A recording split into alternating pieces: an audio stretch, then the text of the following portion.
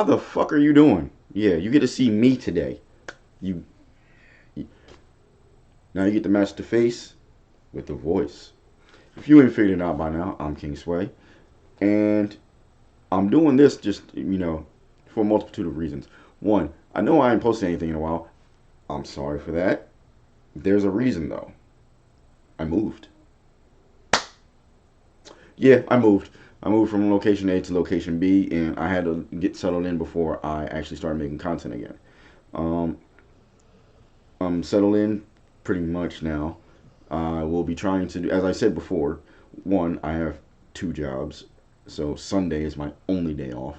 I'm still a father. You guys, no, you guys haven't seen my kids. No, no, you guys have seen my kids. Some of the adventures I posted on here. Yeah, you saw my oldest son, Slayer Gaming, and you saw my daughter, Princess Sway. Um, yeah, I've got five. Five. I still got to be a father. So between my two jobs and being a father, sometimes posting content, it gets put on the back burner. Now, what I will say is I am trying to get back on schedule since I have Sundays off. Uh, I want to do Sunday, Monday, Tuesday as far as creating content. I'm kind of off today. I know today, as of this recording, today's Wednesday. But yeah. Um, Also, I found one of my old videos that I don't think I published. Uh, so I'm gonna be the audio is kind of off. It's from my original rig because I ported files over. I got flash drives galore out the butt for different things. So I've been going through files and things like that, old backgrounds and what I used to use for the original stuff. Like how I used to change backgrounds with each what's what I'm looking for with each story so that the background fit the story in some kind of context. So the audio again is kind of off, so I just wanted to apologize for that up front. But I thought the story was good, and not only that, you can tell my confidence level in reading things between when I started and now with you guys. Like I listening to it, I was like, eh, eh. But I can tell the difference. But without further ado, we're going to get into Hunt of the Broken Beast, Part 1. Hey guys, I'm Ken Sway, and welcome to Tales of Adventure. Today, we have a tale of love lost and sadness as a misunderstanding leads to an incredible tragedy in the realms of Skyrim. Yeah, we're doing one for Skyrim and not Dungeons and Dragons today, but it's all fantasy stuff, so I clump it all together. Anyway, roll post. My name is Caleb Shadowfang. I'm a Redguard that has lived in Skyrim almost my entire life. My family are traveling mercenaries with ties to Whiterun. It is said that our lineage can be traced back to Ysgramor in the original 300. I don't know how true that is, but I know that my family and the inner circle of the companions today do have something very special in common. My family made frequent trips to Whiterun. On such visits, my life changed forever. I was 15 at the time, and while some may laugh, others can understand why I made the decision I did. I had met a girl, a Redguard like myself. I began to court her, and she seemed gleefully to return my feelings. I was still traveling at the time and going on missions. Each time I returned, I did so with a gift from whatever place I had traveled to. I saved my money from these missions I went on and used it to buy a home. I decided to stay in Whiterun, and by the age of 17, I applied to be a guard. My skills were put into question because of my age, but those questions were quickly put aside when I defeated 3 guards in single combat, and then 3 more in a 3-on-1 challenge. My combat style was a bit unconventional, as they fought with sword and shield, while I fought wielding 2 swords. My love started taking interest in alchemy, so I began to pay for her to have lessons from the local apothecary, while I went about my duties as a guard.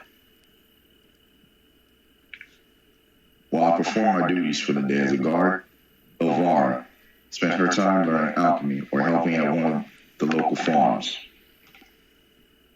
We saved up to attempt to open our own shop, but we put those plans on hold as Elvira swelled with children. We soon discovered it was not just one child, it was two, and she would be giving birth to twins, a boy named Callan and a girl named Kilara. I kept my post as a guard, working up the ranks. 5 years passed, and my age jumps from 20 to 25. The children are 5, and they are gorgeous. Callan takes after me and wanted to know how to fight. Kilara takes after her mother, with her love for herbs and alchemy. I get Callan his first wooden sword and Kilara a few harmless potions, just to watch them play. The way their eyes and their faces light up as they receive their gifts melts what heart I have. I love seeing it, and it brings me great pride and joy as a father. The true tragedy came one day while Elvira and the children were outside of the city, picking herbs and trying to help people on farms, while also just picking up a few things for potions to brew. I was on the wall on duty when it all happened. I could see a strange carriage drive up to them, and then the screams came. The screams seemed to echo in my mind for what seemed like an eternity. I didn't bother taking the stairs. I just jumped down, and I ran from the wall. Elvira and the children were forced into the carriage, and all I know is I had to save them. I was faster than most, but I was attempting to catch a carriage drawn by 2 horses. I could see them. They called for me and reached out for me from the back of the carriage, through bars. The carriage was faster, pulling farther and farther away as I did my best, just trying to keep up with it. But my heart was breaking the further and further they strode. This form was too slow. I needed to catch them. I needed to save them. I started tearing out my clothes, and I ran. I felt the pain in my chest as my heart was the first thing to swell. My bones breaking and shifting all at once as I jumped into the air. My body shifted, and out of its human form, it turned into that of a werewolf. They were all shocked as they watched me shift. I caught up to the carriage with no problems at all, slaughtering the horses first. The carriage harness snapped with a butchering. The carriage wheels ran in the horses' lifeless bodies before the entire carriage tilted and then over on its side. The driver was on the ground, groaning as I stalked up to him on all fours. I was growling and I was baring my fangs. Seeing me in such a form stole away whatever courage he had to begin with. The driver screamed and tried to run away. 3 heartbeats and I was on him. My claws tore through his chest and his rib cage like parchment as my fangs tore through his shoulder. He gave a gurgle scream before blood trapped in his throat and forever silenced his voice. The light of life left his eyes as he fell to his knees and then flat on his face as I licked the fresh, warm blood from my maw. I walked on 2 legs as I ventured closer to the carriage. I could hear everyone screaming, my family and their captors alike, as the only unobscured door to the carriage tore open. One of the captors was trying to climb out. His heart was pounding in his chest. I could hear it.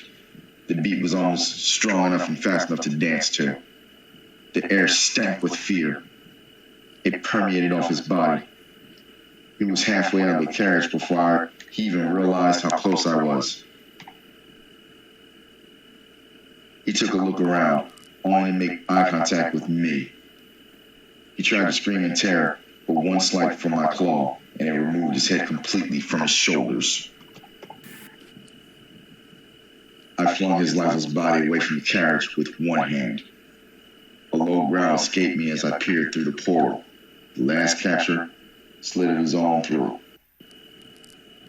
stealing away the joy of my kill and after to avoid my fangs and my fury. Elvar and the children looked at me in fear. To see me with those gazes, it brought forth an unbearable pain that I could not put into words. My heart sank. It felt like every fiber of my being was being torn apart as they looked at me with fear. I shifted back into being a man. There was a long period of silence between us as all before Elvar grabbed Kellen and handed him up to me. My heart sank to the pit of my stomach as I expected him to try and move away and begin to cry. Tears rolled in my eyes as he reached out for me, and when I picked him up to pull him out of the carriage, he hugged me tightly. I returned his hug, not knowing what else to do. I just held him. I loved him, and I didn't know what else to say.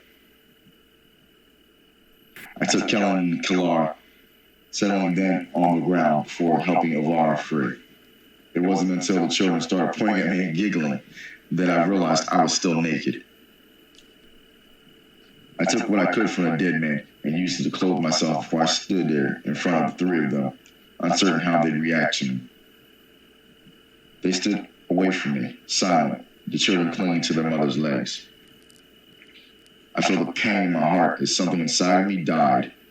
For the first time in my life, I honestly felt like a monster. All the times I had shifted, all the moons I had hunted, all the things I had killed, the prey, the joy of the hunt, the thrill, the exhilaration, the adrenaline. I had never felt like a monster. I had felt free. I felt like a predator. Now, I truly felt like a monster. It made me ashamed. I turned to leave with my head hung low. I had only gotten a few steps before I felt something pulling on my leg. It was Callum, with his sister standing beside him. Without thinking, without hesitation, I brought them close and I held them tightly. I laughed as I choked back tears, closing my eyes so that none of them could see just how close to crying I actually was. We walked back to Whiterun in silence, and that silence weighed heavily upon me. But we were together. It just seemed like the walk had taken forever. When we got back to Whiterun, I reported what had happened. No one on the wall had seen me make the shift. I was too far out of eye strain for them to see what had happened. They knew I chased after the carriage, but that was all. The captain had given me time off to spend with my family, and for that, I was very grateful. My joy would be short-lived, though. In the night, the stony scent of blood, of copper, was unmistakable, and it was strong.